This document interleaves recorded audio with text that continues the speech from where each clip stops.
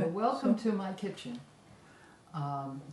You're finding me in the middle of my 82nd summer, and I'm in pretty wonderful shape right now, and a good friend of mine is here making this video and offers it to me and invites me to talk to my family.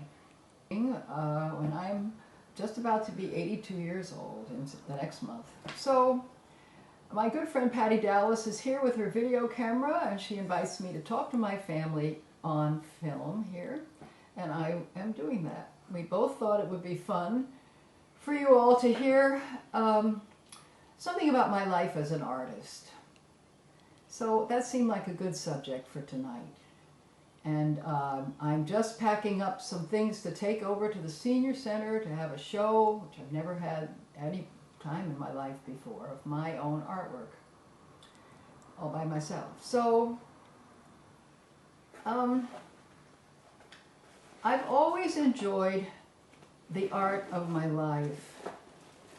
I can remember very clearly when I was about 9 or 10, I drew a pencil drawing of the head of a dog, and it looked like a head of a dog. I'm fairly certain it was a German Shepherd. I was just struck with a thrill, really, that out of my hand and my pencil could come the picture of a dog. And it just perhaps ignited in me that spark of loving the adventure of a pencil and then paint too, as just a great enjoyment for me over the many years of my life now. If I was 9 or 10, that's 70 some years. So my mom was a great supporter of my art efforts. In those days, it's so long ago, acrylics were not invented, and you could get these little kits with pre-sketched canvases, not numbered kits, but just pre-sketched, and they gave you little containers of oil paints and showed you how to use them, and so I did. I took art in school as kids did, just with the class. And when I was in high school, they filled up the biology section, and there was no more room in the biology section, and apropos of nothing really, they sent me over to take art in the next building. Well, wouldn't you know, that was a good idea. And I didn't major in art in college.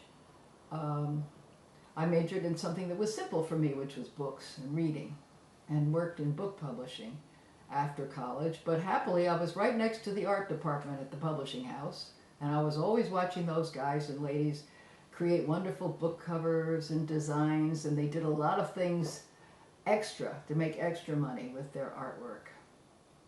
So it was well into my marriage before I actually took a degree in art.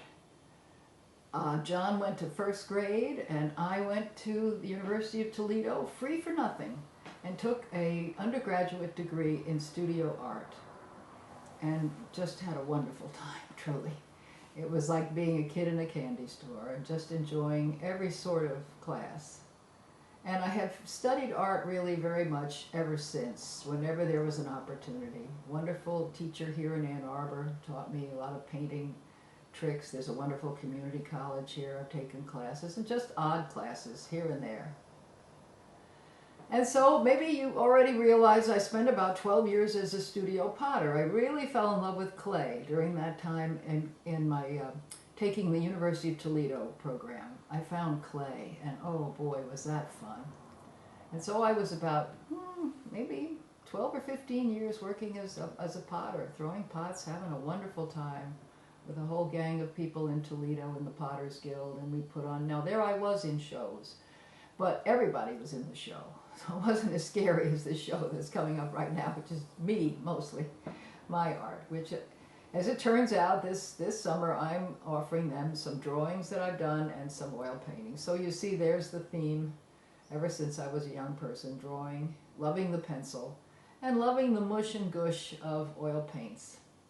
And I've even found some wonderful oil paints that are, you clean up with soap and water and you don't ruin your brushes. It's just a real joy, and you don't smell up your apartment with paint solvent. So I've had a lot of fun with my art across the years. Now, as you all know, I married a very creative person in his own right, my husband, Bernie, and he's been gone now almost 4 years. And I know he is smiling from wherever he is that I'm happily into my creative life. Music and painting and drawing are just really keeping me happy and sane, I would say, as I become a widow now and live alone for the first time in life. So Bernie was a poet and a theater man, and just the two of us together, very creative in living our lives. The decisions we made were creative decisions. And I really think the most creative thing we ever did were the 25 years we lived out at the lake, which in the place we call Sunnyside, because I wanted to live at Sunny Coyne's side, and had weekends after weekends of people coming out there for various classes of yoga and meditation and creative process. Bernie just flat out taught the creative process. It was his signature class.